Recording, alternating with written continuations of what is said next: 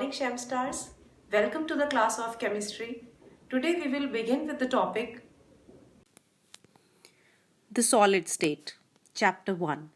In this chapter, we will learn general characteristics of solid state, amorphous and crystalline solids, classification of crystalline solids, crystal lattices and unit cells, number of atoms in a unit cell, close packed structures, packing efficiency, calculations involving unit cell dimensions, imperfections in solids, electrical properties, and magnetic properties.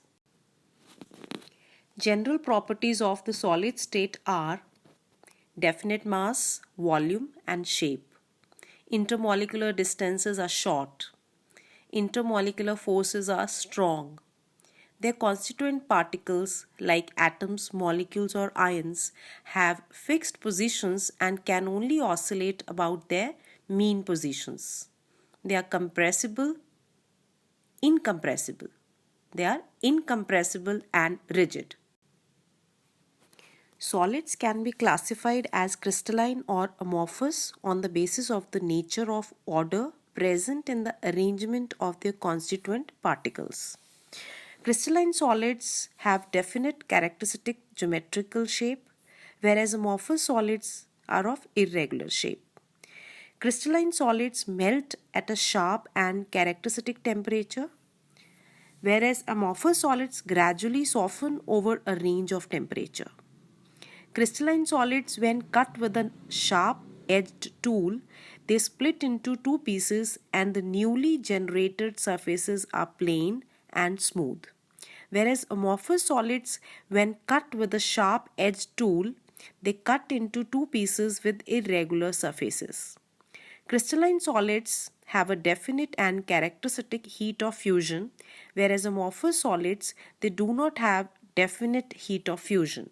Heat of fusion is the amount of heat required to melt the frozen solvent. Crystalline solids anisotropic in nature, whereas amorphous solids isotropic in nature. Anisotropic in nature, that means crystalline solids are anisotropic in nature, that is, some of their physical properties like electrical resistance or refractive index show different values when measured along different directions in the same crystals. This arises from different arrangement of particles in different directions. Whereas in the study of mechanical properties of material, isotropic means having identical values of a property in all directions. Isotropic materials are useful reason they are easier to shape and their behavior is easier to predict. Crystalline solids are true solids, whereas amorphous solids are pseudo-solids or supercooled liquids. Crystalline solids are of long range order, whereas amorphous solids are only of short range. True solids, that means crystalline solids, have a regular arrangement of particles, that means long range order. Whereas amorphous solids have an irregular arrangement of particles, that is of short range order. On the other side, pseudo-solids, which do not melt sharply and get distorted by bending and compressing. In your next class, we will have discussion on classification of crystalline solids. Thank you, Shem Stars.